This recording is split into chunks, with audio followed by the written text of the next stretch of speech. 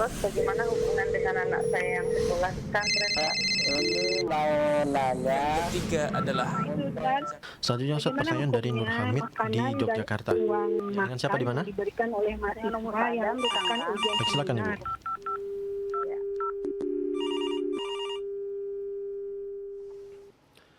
Bismillah, Assalamualaikum warahmatullahi wabarakatuh.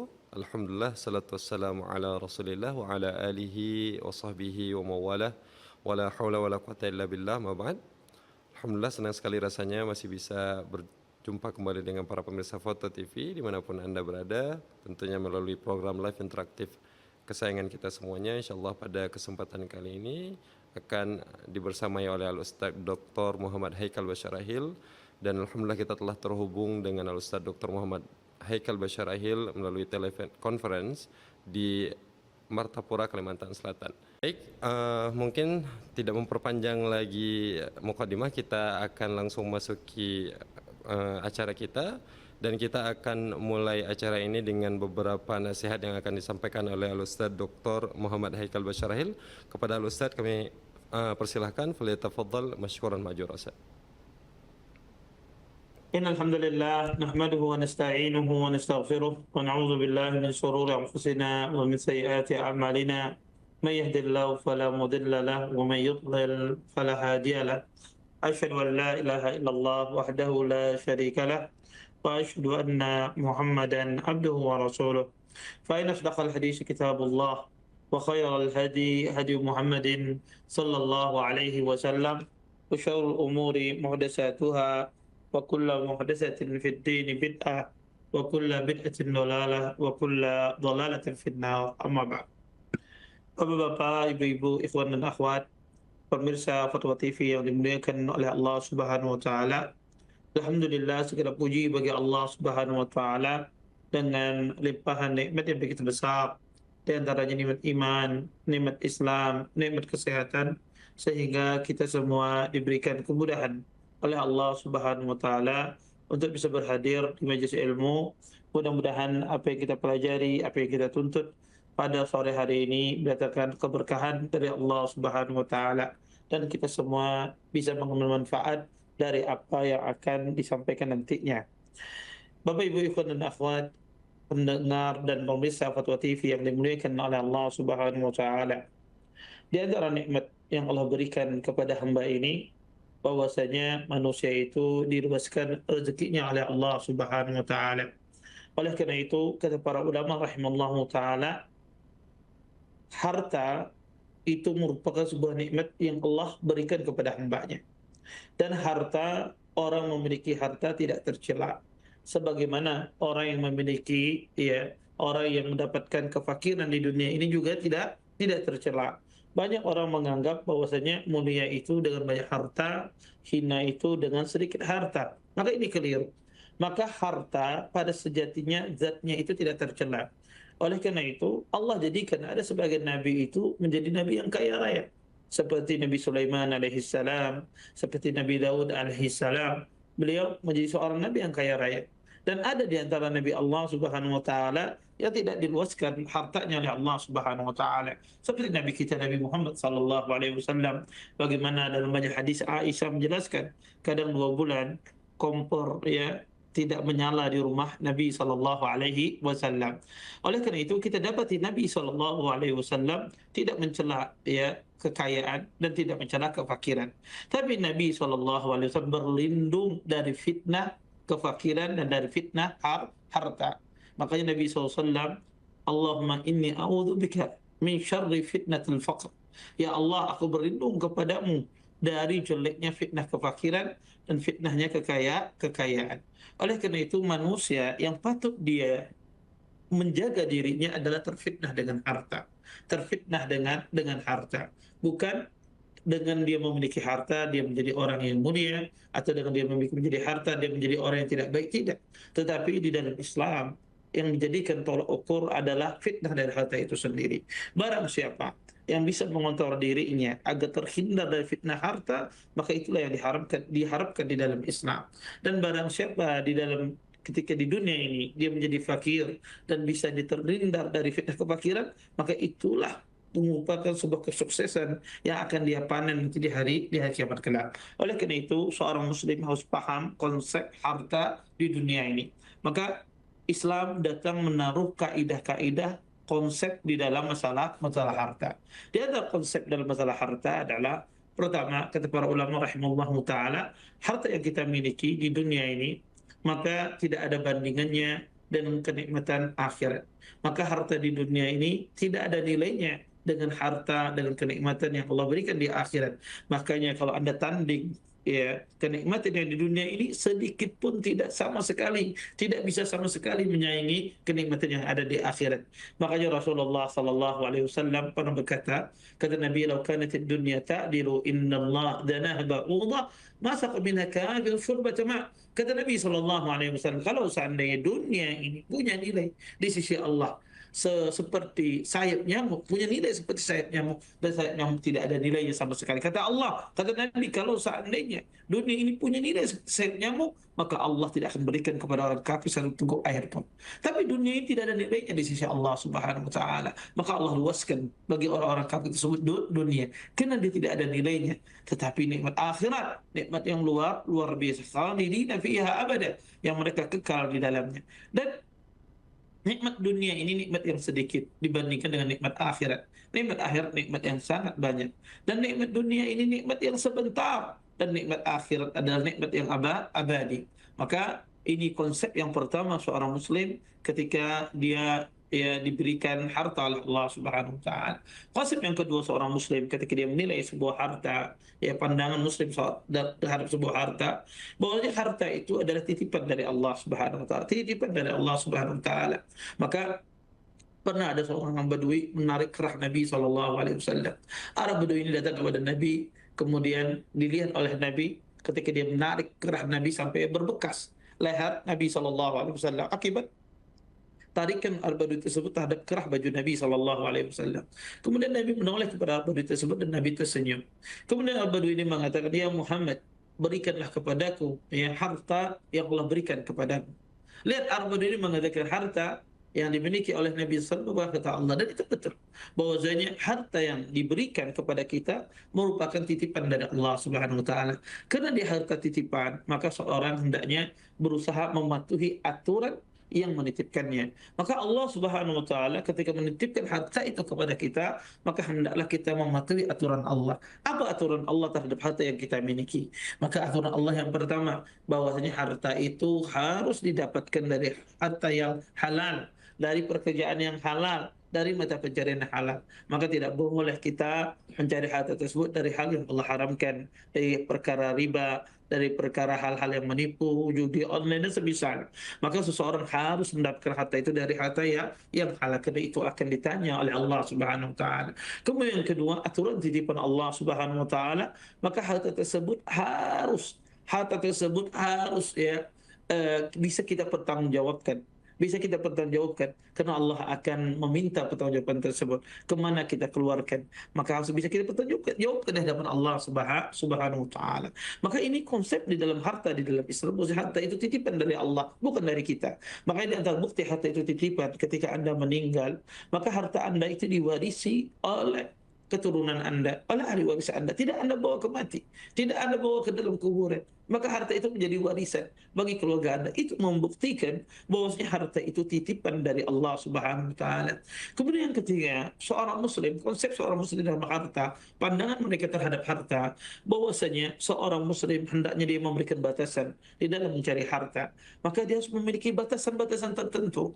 Karena harta ini kalau orang tidak memiliki batasan, maka dia tidak akan pernah puas, tidak akan pernah merasa cukup terhadap apa yang Allah berikan. Makanya kata Nabi sallallahu alaihi wasallam, "Lau kana min Adam wadiyan min dhahabin labtagha thaniyan." Kalau seandainya seorang anak Adam yang dikasih satu lembah emas, kemudian dia akan mencari lembah emas yang kedua, dan tidak pernah berhenti anak Adam ini mengumpulkan hartanya sampai mulutnya dipenuhi dengan debu, dipenuhi dengan tanah, sampai dia datang ajalnya, baru dia merasa cukup dan merasa puas. Artinya manusia tidak akan pernah merasa puas. Harta itu bagaikan gula.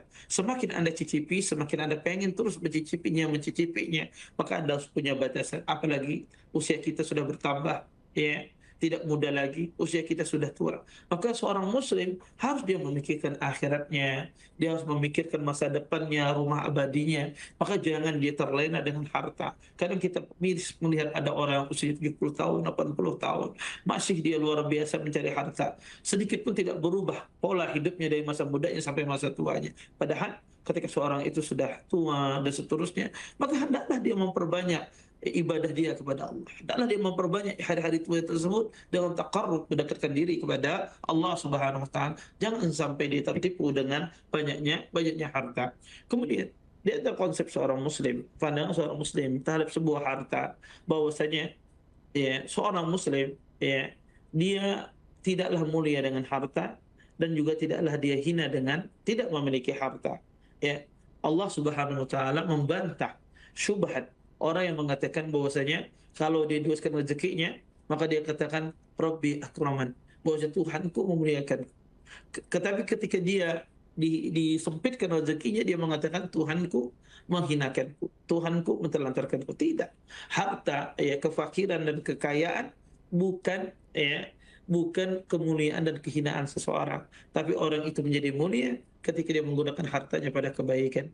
Orang itu menjadi mulia ketika kefakiran itu dia jadikan wasilah bersabar untuk menaik surga Allah Subhanahu wa taala, dan orang itu menjadi hina ketika kekayaan tersebut menjerumuskan dia kepada kemaksiatan kepada Allah, dan orang tersebut menjadi terpuruk ketika kefakiran tersebut menghantarkan dia kepada kekufuran, menghantarkan dia ketidaksabaran dalam menghadapi ujian di dalam kehidupan. Oleh karena itu seorang muslim harus dia memahami konsep harta. Ketika dia memahami konsep harta, maka akan menjadikan dia tambah bersyukur apapun yang Allah berikan kepadanya, maka dia akan terus bersyukur kepada Allah Subhanahu wa taala. Dan kalaulah kita bersyukur, maka Allah berikan kenikmatan di luar itu, kenikmatan yang luar biasa. Kata Allah, la in syakartum la azidannakum, jika kalian bersyukur kepada aku, niscaya aku tambah kenikmatanku kepada kalian. Maka apapun kondisi kita, jadikan itu sebagai wasilah kita untuk bersyukur kepada Allah.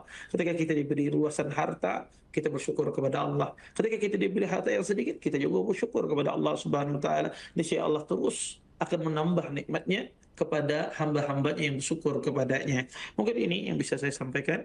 Mudah-mudahan kita menjadi hamba Allah yang bisa mengatur harta kita, dan kita menjadi hamba Allah yang tidak terfitnah dengan harta benda. Mungkin ini yang bisa saya sampaikan. Saya kembalikan kepada pembawa acara studio. Ahsanallahu ilaikum wa barakallahu fikum. Saya syukran, jazakumullahu khairan Ustaz atas nasihat pembukanya, dan alhamdulillah kita telah terhubung dengan penelpon kita yang pertama pada kesempatan kali ini. Ada Ibu Partinah di Pontianak. Mari kita sapa terlebih dahulu. Assalamualaikum Fatwa TV. Ya, mohon maaf, sepertinya bukan Ibu Partinah ya. Ternyata ada Ibu Yanti dari Sumatera Barat. Kita coba sapa terlebih dahulu. Assalamualaikum Fatwa TV. Waalaikumsalam warahmatullahi wabarakatuh. Ya, baik Bu, silahkan Bu untuk pertanyaannya. Iya, assalamualaikum Ustadz. Waalaikumsalam. Assalamualaikum Ustadz.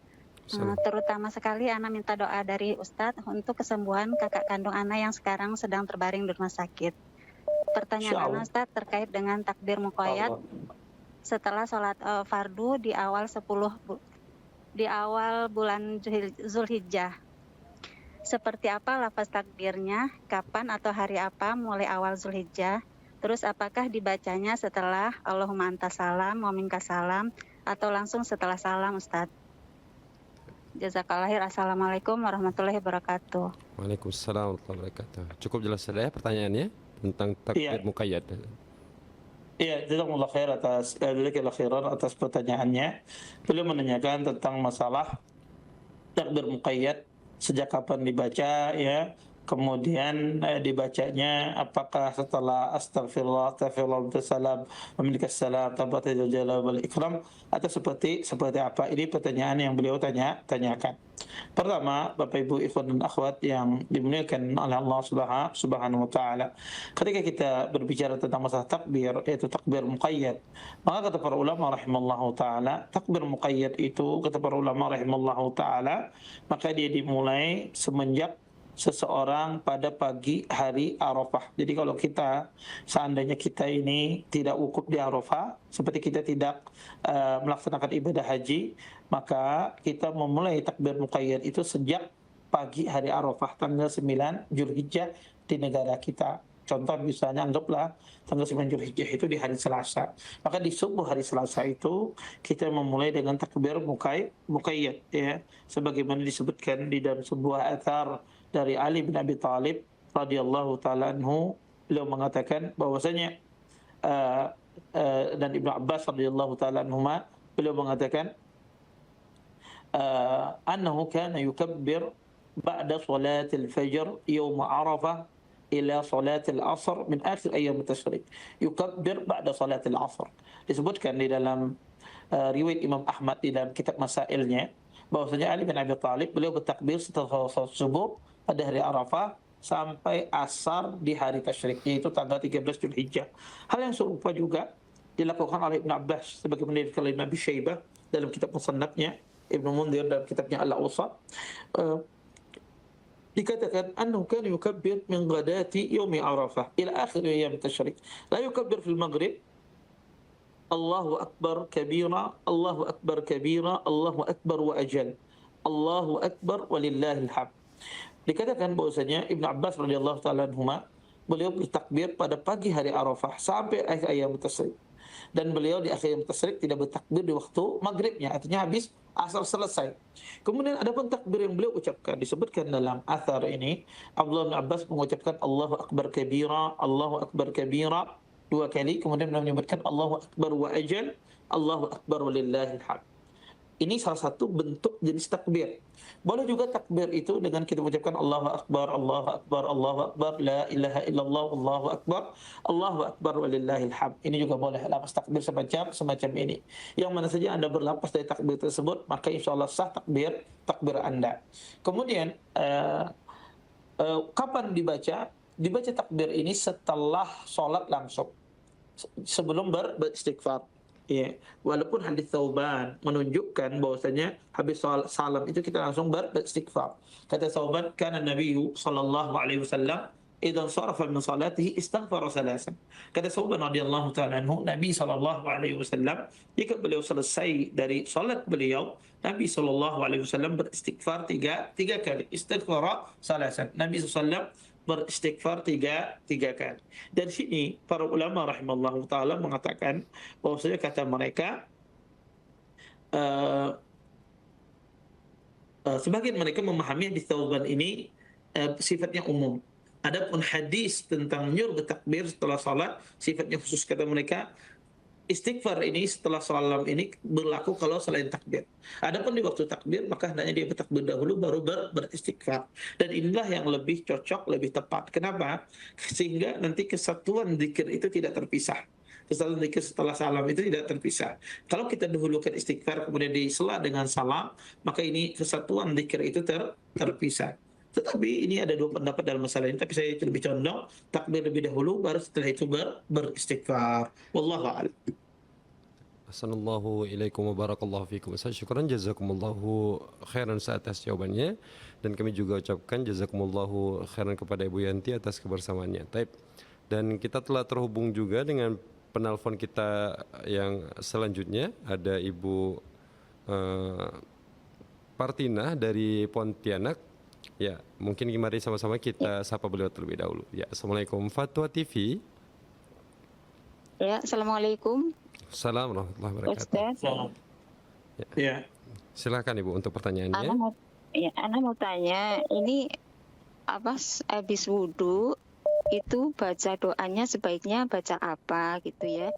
Terus satu kali lagi ini, kalau uang hasil menggadaikan apakah boleh dipakai atau dikeluarkan? Masalahnya tahu kalau itu riba itu. Ya. Kalau dikeluarkan itu dikasihkan. Iya, tapi dia itu tahu gitu kan. Dia itu tahu kalau dia itu nggak boleh, haram gitu kan. Tapi dia itu menerjang gitu. Jadi itu uangnya harusnya dikeluarkan, terus uangnya boleh digunakan ataupun tidak Bu ya? Seperti itu Bu pertanyaannya. Uangnya dikeluarkan kemana gitu kan? Oke, baik. Masalahnya itu kan dia tahu gitu. Kalau nggak tahu ya katanya sih boleh tobat ya. Tapi Iya. kalau dia tahu itu Bagaimana ya? dikeluarkannya kemana gitu. Baik. Terima kasih banyak Ibu atas pertanyaannya. Berarti Ya. kita rangkum ada 2 pertanyaan Ustaz. Yang pertama doa setelah wudhu itu apa? Yang kedua ini sepertinya pertanyaan dari 2 pekan lalu Ustaz ya. Yang kemudian ditanyakan kembali namun lebih rinci lagi bahwasanya keadaannya si penggadai mengetahui bahwasanya hal itu tidak diperbolehkan misalnya. Dikemanakan uangnya? Syukran Ustaz. Fadhal Ustaz untuk jawabannya. Jazakumullah khair atas pertanyaannya. Pertanyaan pertama, doa setelah wudhu itu cuma satu, yaitu asyhadu an la ilaha illallah wahdahu la syarikalah wa asyhadu anna Muhammadan abduhu wa rasuluh. Maka inilah doa setelah wudhu syahadatain saja. Adapun tambahan Allahumma ja'alni minat tawwabin wa ja'alni minal mutahhirin, maka tambahan ini lemah dan itu bisa nanti Anda lihat dengan serial kita dulu yang kita doa-doa yang sahih di dalam ibadah. Di situ saya jelaskan panjang lebar tentang bahwasanya doa ya Allah maj'alni minat tawwabin waj'alni minal mutahhirin ini bagian dari hadis yang dilemahkan oleh para ulama zikirnya. Tapi yang benar adalah doa syahadat itu asyhadu an la ilaha illallah wahdahu la syarikalah wa asyhadu anna Muhammadan abduhu wa rasuluh. Kemudian soal yang kedua adalah masalah gadai. Orang yang menerima imbalan dari barang yang digadaikan tersebut, artinya dia meminjamkan uang, kemudian ada orang itu menggadaikan barangnya, kemudian dia mengambil manfaat dari gadai tersebut, makanya tidak boleh. Kemudian dia dapat keuntungan dari hal tersebut. Keuntungannya ini kemana? Baik itu berupa uang ataupun yang lainnya. Maka dia tidak boleh mengambil manfaat, dia harus kembalikan kepada orang yang menggadaikan. Dia harus kembalikan. Ya. Kalau dia menggunakan punya orang tersebut, maka dia harus ganti berapa manfaat yang dia ambil dari barang yang digadaikan tersebut. Kalau seandainya orangnya sudah tidak ada lagi, tidak tahu kemana uang itu disalurkan, disedekahkan. Ya, disedekahkan perbaikan jalan, perbaikan WC, atau disedekahkan untuk pembuatan apa ya kebaikan kaum muslimin secara umum. Ini bentuknya takhallus, berlepas diri dari harta yang kita dapati dari harta yang haram. Ya, dengan cara kita sedekahkan dan kita infakkan untuk kepentingan masyarakat umum seperti itu. Wallahu a'lam. Ahsanallahu ilaikum wa barakallahu fikum. Syukran jazakumullahu khairan atas kebersamaannya. Tapi kita telah terhubung dengan penelpon kita yang ketiga, ada Ummu Anya di Bandung. Assalamualaikum. Ya. Waalaikumsalam warahmatullahi wabarakatuh. Fadhal Ummu Anya untuk pertanyaannya. Ustaz, Ustadz izin bertanya terkait dengan hadis Rasul terkait hewan yang tidak boleh kita pelihara. Jadi kasusnya sudah 6 bulan ini anak saya itu memelihara hewan hamster, gitu ya. Dan qadarullah kami juga belum mengetahui hadis tersebut. Kami baru mengetahui beberapa waktu yang lalu terkait hadis tersebut. Nah, kami sampaikan ke anak kami terlihat sangat sedih gitu ya, sangat sedih karena sudah mengurusi hewan tersebut sudah lama. Ya. Hewannya apa tadi? Hewan apa tadi? Hamster. Apa namanya? Hewan hamster, hamster. Ya. Ya. Ya. Halo. Ya. Halo Ibu. Ya. Jadi anak kami itu setelah diberitahu dia terlihat sedih sekali karena beliau anak kami yang sudah mengurus hamster tersebut sudah lama gitu ya. Jadi sudah ada keterikatan seperti itu. Jadi menangis terus gitu setelah kami beritahu hadis tersebut. Nah, sebaiknya kami sebagai orang tua apa yang sebaiknya kami lakukan gitu, Ustaz? Assalamualaikum warahmatullahi wabarakatuh. Jazakallahu khair. Ya, wa yakum barakallahu fikum. Apakah cukup jelas pertanyaannya, Ustaz? Bisa diulang, saya pecah suaranya. Tadi Ummu Anya dari Bandung bertanya tentang ada anaknya dari Ummu Anya memelihara hewan hamster, Ustaz, yang dimana menurut pengetahuan Ummu Anya bahwasanya ada hadis yang melarang untuk memelihara hewan tersebut gitu. Nah, setelah mereka mengetahui tentang hadis tersebut, Ummu Anya mencoba untuk kemudian menjelaskan kepada si anak bahwasanya hal ini terlarang dalam agama kita dan memelihara hamster tidak diperbolehkan. Kemudian setelah disampaikan ternyata si anak menangis karena sedih karena selama ini dia telah merawat hamster tersebut dengan penuh kasih sayang lah akhirnya. Nah, jadi bagaimana Ustaz, menurut Ustaz apa yang harus dilakukan dan sebenarnya bagaimana sih sebenarnya hukum daripada memelihara hewan hamster tersebut Ustaz? Syukran jazakumullahu khairan. Ya, jazakumullah khair atas pertanyaannya ya. Ya, emang hamster ini adalah hewan yang sebagian ulama menggolongkan dia masuk dalam kategori tikus. Ya, sebagian ulama menggolongkan hamster itu jenis dari jenis tikus. Sehingga ahlul ilm mengatakan kalau dia bagian dari tikus, maka dia disuruh untuk dibunuh. Kata Nabi khamsatun minal fawasik yaqtulna fil harami wal hil. Kata Nabi sallallahu alaihi wasallam 5 hewan dari hewan yang fasik melakukan kerusakan dibunuh di tanah halal ataupun di tanah haram. Dan antara hewan tersebut disebut oleh Nabi adalah al-far, yaitu tikus. Maka tikus itu disuruh untuk dibunuh. Ketika dia disuruh untuk dibunuh, otomatis dia tidak boleh dipelihara. Nah, inilah dasar kenapa ya hamster itu sebagian ulama mengatakan tidak boleh dipelihara karena dia hewan yang disuruh untuk dibunuh. Maka menurut pendapat yang menggolongkan bahwa hamster itu bagian dari tikus, maka otomatis tidak boleh tidak boleh dipelihara. Kemudian ya ada sebagian ahli ilmu tidak menggolongkan hamster itu bagian dari tikus. Ketika dia tidak bukan bagian dari tikus, maka asalnya boleh memelihara hewan. Wallahu alam, dari dua pendapat ini wallahu alam paling dekat hamster itu dekat ke tikus ya, dekat ya ke arah tikus ya, sehingga dia tidak boleh dipelihara sebetulnya, tidak boleh dipelihara. Kemudian hendaknya kita menjauhinya ya, artinya dalam Islam disuruh untuk dibunuh kalau kita bertemu dengan tikus dan semisalnya. Nah, tentu ya kalau seandainya anak kita sudah sudah lama ya memelihara itu baru tahu, kemudian dia sedih, bagaimana cara menghiburnya? Maka pertama tentu kita harus ingat ya, anak itu dilahirkan atas dasar fitrah. Kullu mauludin yuladu ala fitrah. Kata Nabi SAW, setiap anak dilahirkan atas dasar fitrahnya. Fa abawahu yuhawidanihi au yunasirani au yumajjisani. Tapi kedua orang tuanya lah yang menjadikan dia Yahudi, Nasrani dan Majusi. Maka anak itu sebetulnya fitrahnya baik. Fitrahnya baik. Jadi tinggal pertama kita kembalikan fitrahnya kepada yang asal. Fitrah anak itu sesuai dengan aturan Allah dan Rasulnya.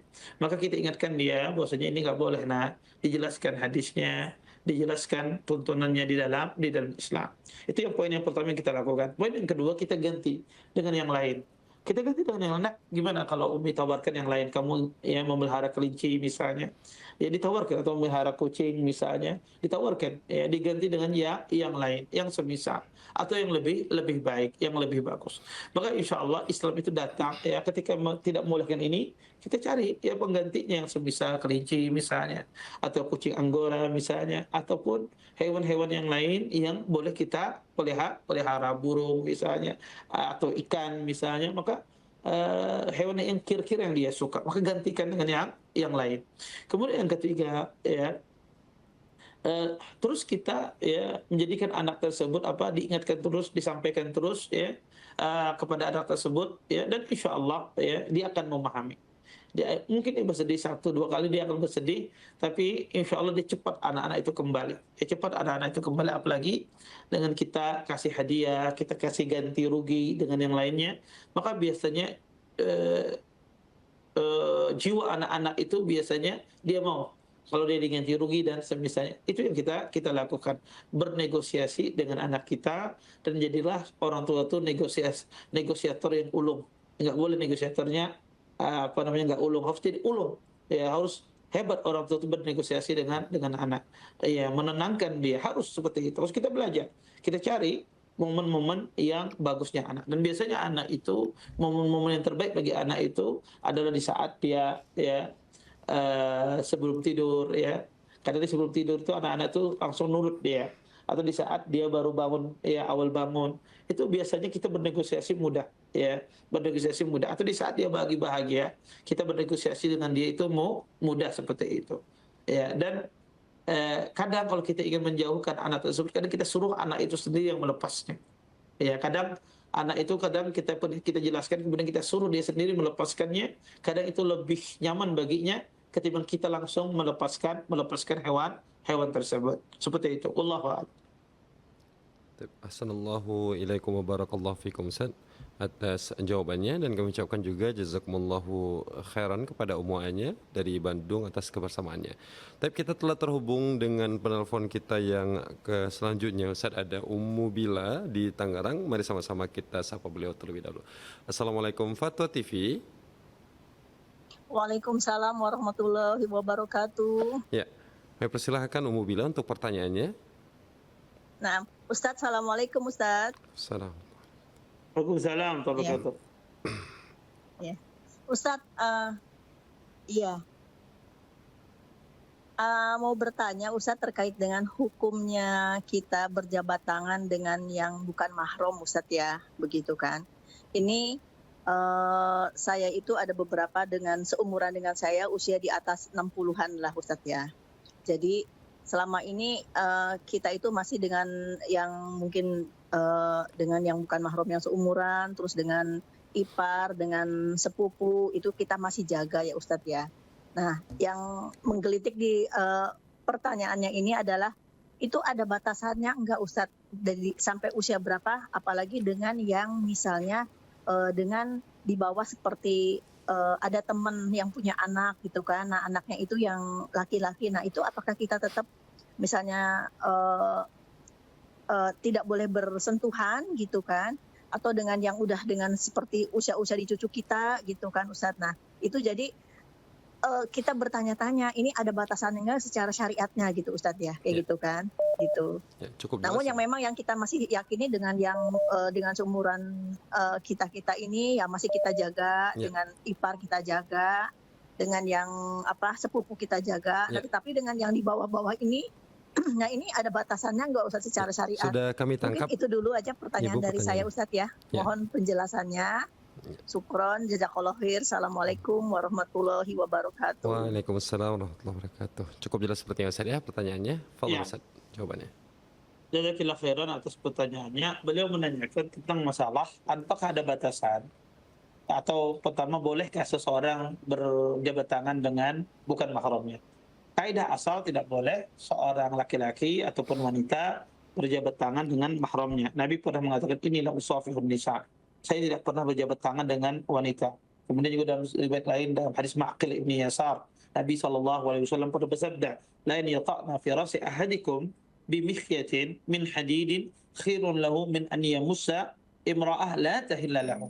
Kata Nabi SAW, kalau seandainya ada seseorang ya ditusuk dengan jarum besi ya, itu lebih baik baginya ketimbang nanti dia berjabat tangan dengan seorang wanita yang tidak halal baginya. Maka hadis ini sangat jelas melarang seorang laki-laki ataupun wanita berjabat tangan dengan yang bukan mahramnya. Adakah pengecualian dalam masalah ini? Ada.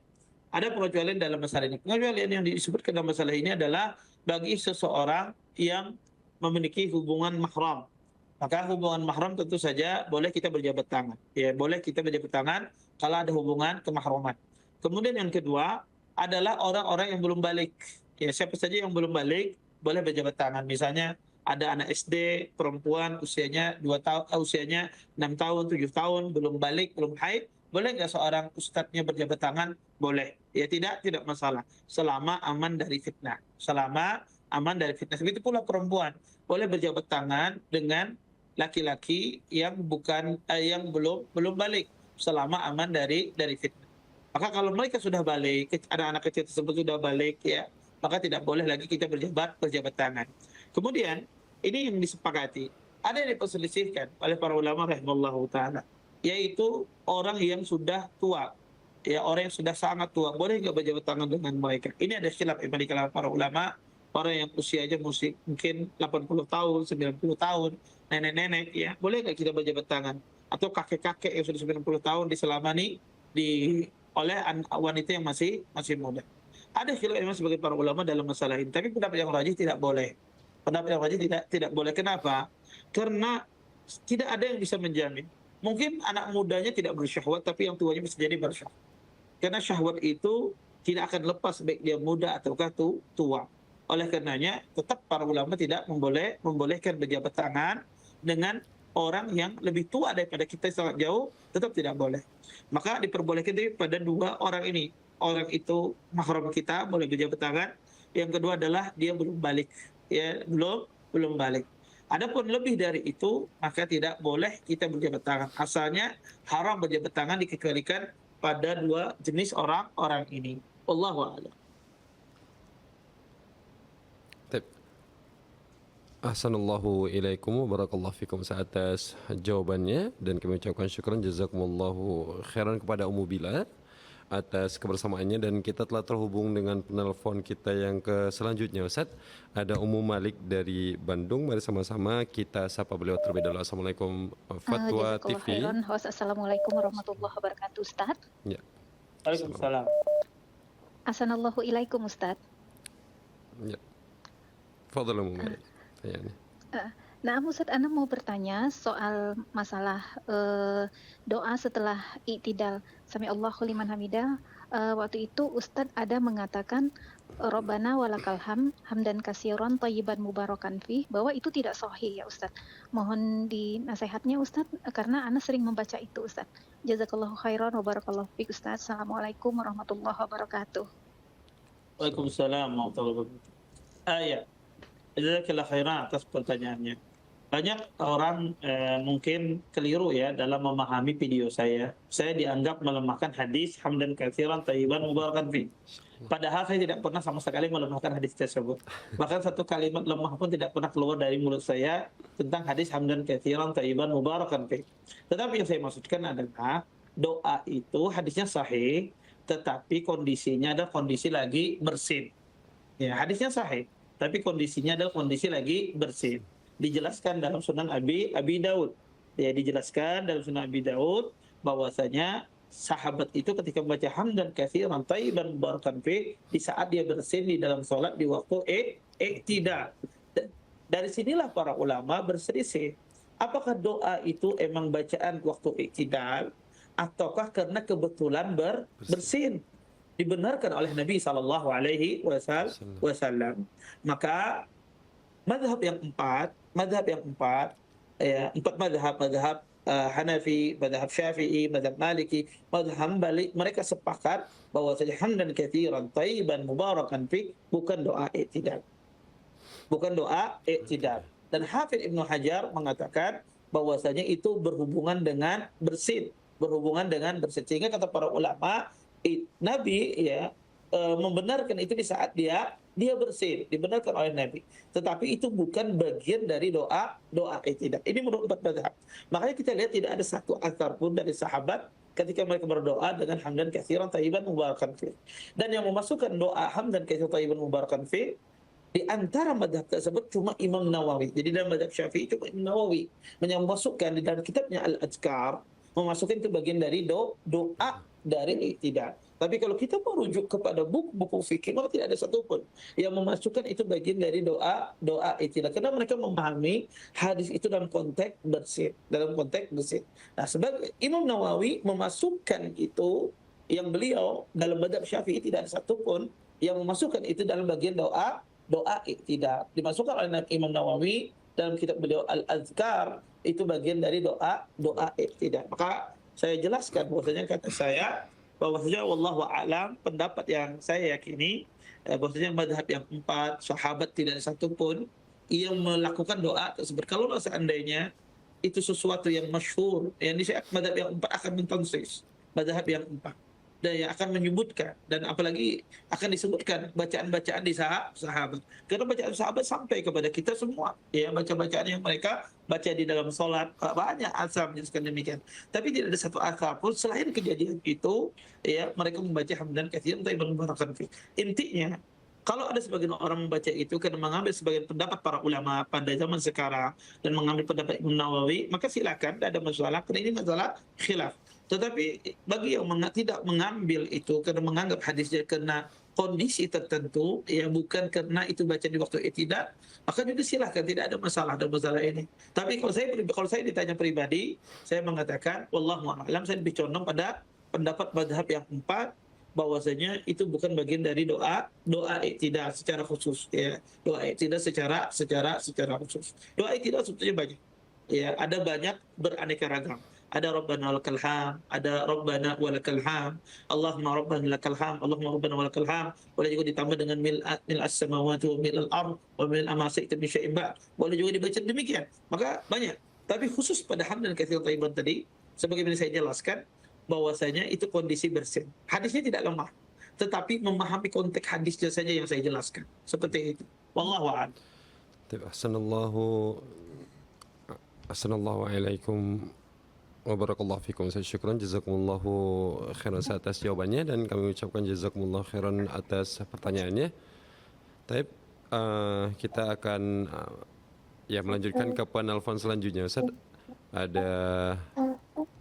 Ada Ummu Khalwah, ya kita akan coba sapa beliau terlebih dahulu. Assalamualaikum Fatwa TV.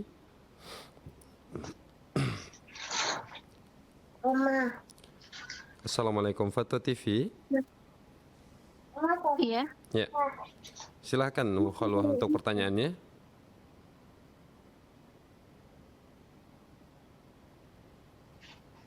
Fadal. Assalamualaikum Fatwa TV. Iya. Ya. Waalaikumsalam. Ya, silakan Ummu Khalwah untuk pertanyaannya. Kita sudah terhubung dengan Ustadz. Assalamualaikum Ustadz, izin bertanya, qadarullah, anak saya itu, anak pertama saya pada saat usianya 4 tahun dan sekarang usianya 5 tahun mengalami pelecehan seksual dari suaminya bibi saya. Nah, kami itu Maaf, Ummu sudah Khalwah. sekitar 6 bulanan ini. Jadi anak saya itu trauma berat. Jadi saat ini menjalani pengobatan di psikiater. Dan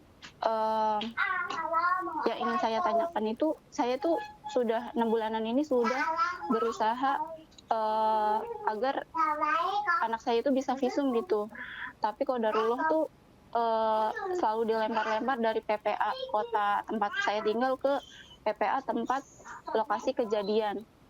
Nah, qadarullahnya lagi dari pihak keluarganya mama saya termasuk ibu saya sebagai istrinya pelaku itu bukannya percaya gitu atas apa yang terjadi, malah terus menyerang kami gitu, menyerang saya dan suami, menuduh saya fitnah segala macam, padahal bukti sudah jelas, pemeriksaan dari psikolog, dari psikiater sudah jelas, dari SPOG dari dokter kandungan juga sudah jelas bahwa vagina anak saya itu ada robekan, dan anak saya itu ngaku sendiri gitu, cerita bahwa ada maksudnya ada kejadian gitu oleh si suami bibi saya ini. Nah, saat ini tuh saya sama suami saya tuh lagi di posisi 6 bulanan ini udah lelah gitu ya Pak Ustadz, bolak-balik ke sana ke sini sekedar untuk agar anak saya tuh bisa visum pun itu tuh sulit gitu. Nah, sedangkan dari pihak dari suaminya bibi saya yang merupakan pelaku, dari bibi saya tuh sampai saat ini masih terus jatuhnya kayak neror gitu, kayak selalu tuh setiap hari tuh nelponin terus, ngirim voice note yang isinya ancaman-ancaman, yang isinya makian, bentakan, padahal kami itu di sini lagi berjuang buat nyembuhin trauma anak kami dan kondisi fisik vagina anak kami pun nggak bisa kembali gitu. Jadi saya dan suami itu lagi bingung, ini apakah maksudnya gimana? Apakah saya harus tetap melanjutkan berusaha ke sana kemari agar anak saya bisa visum, atau sudah cukup sampai di sini dan menutup, maksudnya cuekin aja gitu terhadap. Tapi saya tuh kadang tuh suka ngedrop gitu ketika ada voice note telepon dari bibi saya, dari suaminya. Baik. Mohon nasihatnya Ustaz. Ya, syukran jazakumullahu khairan atas kebersamaannya. Ya, sudah kami tangkap untuk pertanyaannya. Mungkin cukup jelas ya pertanyaannya, bisa langsung diringkas seperti apa? Ya, saya coba ringkas Ustaz. Jadi anak dari penelpon kita dilecehkan oleh suaminya bibinya beliau yang kemudian beliau sebenarnya beberapa bulan terakhir ini sampai 6 bulan terakhir berjuang untuk kemudian mendapatkan keadilan dan berjuang untuk mendapatkan keadilan, melakukan visum, berusaha semaksimal mungkin untuk kemudian mendapatkan keadilan dan juga untuk kemudian trauma healing bagi anaknya yang akhirnya terkena trauma atas akibat kejadian ini, Ustaz. Nah, namun selama 6 bulan terakhir ini beliau juga terus diteror oleh bibi dan juga suami bibinya yang ia merupakan pelaku dari pelecehan ini, sehingga ibu dari korban ini, Ustaz, merasa kelelahan juga atas teror-teror yang terus-menerus diterima dari bibi dan si pelaku, sehingga beliau meminta nasihat apakah ini kita lanjutkan terus untuk mencari keadilannya atau kita hentikan saja, Ustaz, untuk kemudian supaya kita bisa mendapatkan ketenangan dan tidak diteror lagi oleh si pelakunya, Ustaz. Syukran, jazakumullahu khairan. Mungkin lebih kurang seperti itu, Ustaz. Ya. Jazakumullah khairan atas pertanyaannya. Pertama ya, saya berdoa kepada Allah Subhanahu wa taala agar anak ibu diberikan kesembuhan sedia kala oleh Allah Subhanahu wa taala, disehatkan mentalnya, dikuatkan hatinya, menjadi kembali seperti semula ceria, ya, kembali menjadi anak yang seperti anak-anak sebelumnya, yang menjadi anak yang sehat, ya, menjadi anak yang insya Allah bertakwa kepada Allah Subhanahu wa taala. Dan kita berdoa kepada Allah agar anak tersebut tidak terjadi apa-apa di masa depannya. Kemudian yang kedua, sebelum saya menjawab pertanyaan ini, pertama, yakini ini adalah musibah. Ini adalah sebuah musibah dan ini adalah sebuah ujian. Dan ingat hadis Nabi SAW, Inna Allah idza ahabba qauman ibtalahu. Allah itu jika cinta pada seorang hamba, kadang Allah itu uji hamba tersebut. Ya. In kana fi dinihi salabatan zida fi bala'i. Kalau pada agama seorang itu kuat, maka Allah akan tambah ujian tersebut. Wa in kana fi dinihi riqqatan. Dan jika seandainya pada agamanya lemah, imannya lemah, khufifan, maka Allah ringankan beban tersebut. Allah ringankan ujian tersebut. Maka ketika Anda diuji oleh Allah Subhanahu wa taala dalam kondisi Anda bertakwa, dalam kondisi Anda mendekatkan diri kepada Allah, maka yakini ujian ini adalah bentuk cinta Allah kepada hamba-Nya, cinta Allah kepada hamba-hambanya. Dan Anda yakini bahwasanya di dalam ujian ini ada hikmah yang luar biasa, ada kebaikan yang luar biasa yang otak kita kadang tidak sampai. Maka apa yang Allah takdirkan untuk kita itu pasti baik.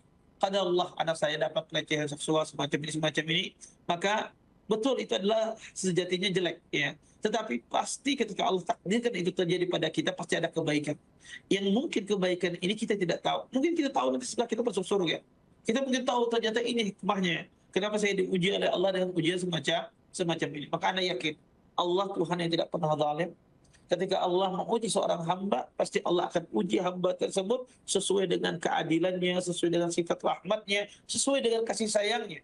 Dan kezaliman tidak mungkin ada pada diri Allah Subhanahu wa taala. Maka ini harus kita yakini. Ini poin yang dasar agar kita bisa bersabar dalam ujian. Kemudian yang ketiga adalah ini namanya ujian. Kita dituntut untuk bersabar. Bersabar di dalam ujian itu kaidahnya pada 3 hal.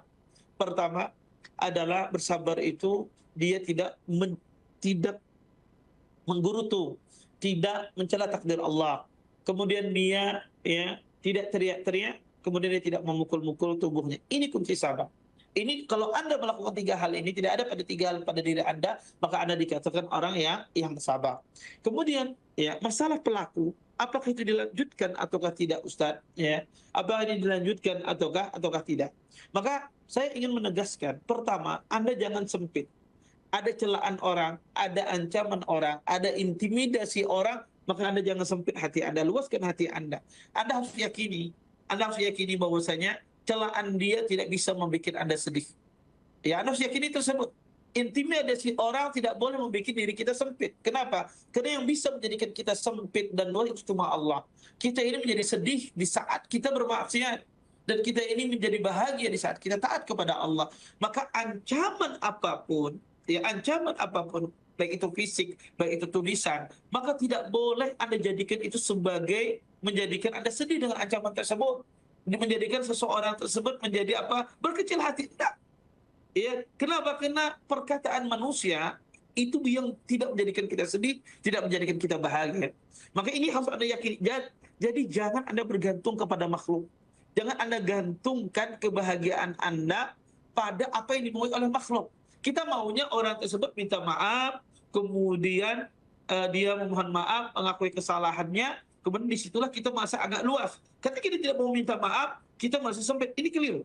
Jangan Anda gantungkan dia mau minta maaf, tidak minta maaf, saya tidak akan pernah ya menggantungkan harapan saya kepada dia. Yang kita gantungkan harapan kita hanyalah kepada Allah Subhanahu wa taala.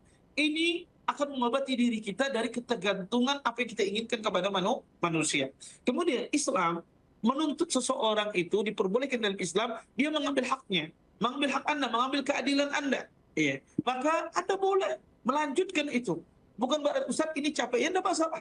Orang mencari keadilan, ya, mencari haknya, membela hak anaknya, tidak ada masalah. Ya, tidak ada masalah. Maka kalau Anda ingin lanjutkan kepada proses tahap selanjutnya, lanjutkan. Maka tidak ada masalah. Ya, tidak ada masalah. Tapi kalau, makanya Syekh Utsaimin rahimallahu ta'ala, dan ini penting, kapan kita memaafkan seseorang, kapan kita tidak memaafkan seseorang. Syekh Utsaimin rahimallahu ta'ala ini, beliau disebutkan, ketika beliau mau meninggal, Syekh Utsaimin rahimallahu ta'ala, ketika beliau mau meninggal, ada orang datang kepada beliau, Syekh, si fulan dan si fulan telah berbuat salah kepada antum. Telah berbuat salah kepada antum dan dia minta maaf, pernah ngatain antum seperti ini, seperti ini, seperti ini. Apa kata Syekh Utsaimin rahimallahu ta'ala? Disebutkan. Kata beliau, kalau dia melakukan kesalahan itu dengan sengaja, kata beliau, dengan sengaja yang dia lakukan, ya, maka saya tidak maafkan. Lihat, ini Syekh Utsaimin, tidak saya maafkan. Tapi kalau seandainya kesalahan itu dia lakukan atas ketidaksengajaan, dia tidak tahu, keliru dia, itu saya maafkan kata beliau. Tapi kalau dia dengan sengaja, maka itu saya tidak maafkan. Kenapa kata para ulama saya tidak memaafkan? Karena ketika seseorang tersebut dimaafkan, dia akan mengulang lagi, akan mengulang lagi. Maka kapan kaidahnya kita memaafkan orang? Ya, kaidahnya adalah ketika dia bertaubat kepada Allah, yang meminta ampun kepada Allah Subhanahu wa taala dan dia lakukan atas dasar untuk tidak sengaja. Tapi kalau dia tidak mengakui perbuatannya, bahkan mencela, maka jangan Anda maafkan. Jangan Anda maafkan, itu haknya Anda. Jangan Anda maafkan, ya. Maka ambil haknya Anda, lakukan tempuh jalur hukum, ya. Lakukan jalur hukum, tempuh jalur hukum dan minta tolong sama Allah. Insya Allah akan kuatkan hati kita. Allah luaskan hati kita. Karena semacam ini orang yang tidak menyesal. Ini orang tidak bertaubat kepada Allah Subhanahu wa taala. Maka orang semacam ini tidak layak dimaafkan. Tidak layak untuk dimaafkan, disudahi, tidak. Ya. Maka akan terjadi ya mungkin yang kasus kedua, kasus ketiga. Maka kalau saya pribadi wallahu a'lam, saya melihat bahwasanya tetap dilanjutkan. Maka orang-orang semacam itu harus dihukum dalam Islam, ya, harus dihukum agar dia jerah, karena dia tidak memiliki efek jerah. Bertaubat pun tidak, mengakui kesalahannya pun tidak, malah mengancam. Maka ini kezaliman di atas kezaliman. Dan Anda minta tolong sama Allah, bertawakal sama Allah, karena dia satu-satunya zat yang bisa menolong kita. Maka yang penting Anda jangan berharap dengan makhluk, tapi Anda berharap dengan Allah, minta sama Allah, lakukan usaha. Kalau usaha itu maksimal, tidak sesuai dengan harapan, maka kita punya pengadilan nanti di hari kiamat kelak. Kita punya pengadilan nanti di hari kiamat kelak, satu pun tidak akan pernah luput dari Allah Subhanahu wa taala. Saat ini Anda lakukan usaha maksimal. Kalau sudah usaha maksimal dilakukan, kemudian qadarullah belum bisa, maka Anda yakini bahwasanya ada pengadilan Allah nanti di hari kiamat kelak. Mungkin itu yang bisa saya jawab. Waalaikumsalam warahmatullahi wabarakatuh. Syukran jazakumullahu khairan atas jawabannya. Mohon maaf Ustaz, sebelumnya kita sebenarnya sudah ada pertanyaan penelpon terakhir kita. Ustaz, bagaimana Ustaz? Apakah bersedia Ustaz? Untuk satu pertanyaan lagi. Syukran jazakumullahu khairan. Ada penelpon terakhir kita dan telah terhubung dengan Bapak Al-Biruni di Jambi. Assalamualaikum Fatwa TV. Waalaikumsalam warahmatullahi wabarakatuh. Ya. Kami persilahkan Bapak, mohon dipersingkat Bapak pertanyaannya ya, karena waktu kita juga sudah selesai sebenarnya, tapi gak apa-apa, fadhal.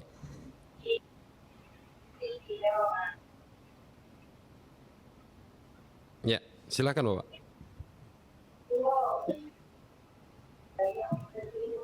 Assalamualaikum Pak Ustadz. Assalamualaikum warahmatullahi Waalaikumsalam.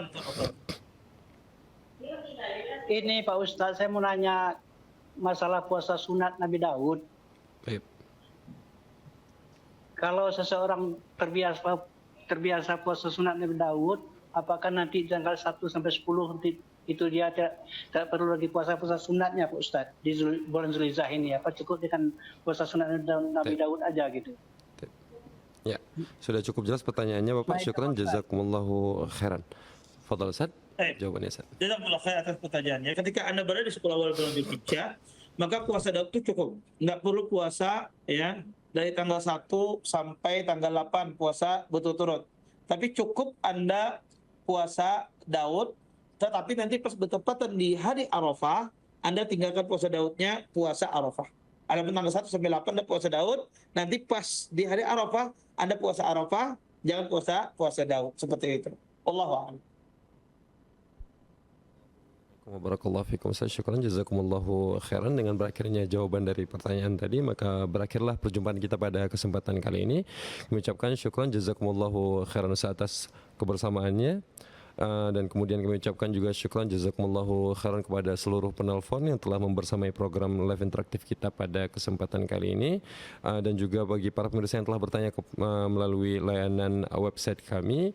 Syukran jazakumullahu khairan, dan kami juga membuka peluang sebesar-besarnya kepada para pemirsa Foto TV dimanapun Anda berada untuk bisa berjuang bersama kami melalui program layanan Foto TV dengan mensupport melalui nomor rekening BSI yang tertera di layar kaca televisi Anda semuanya.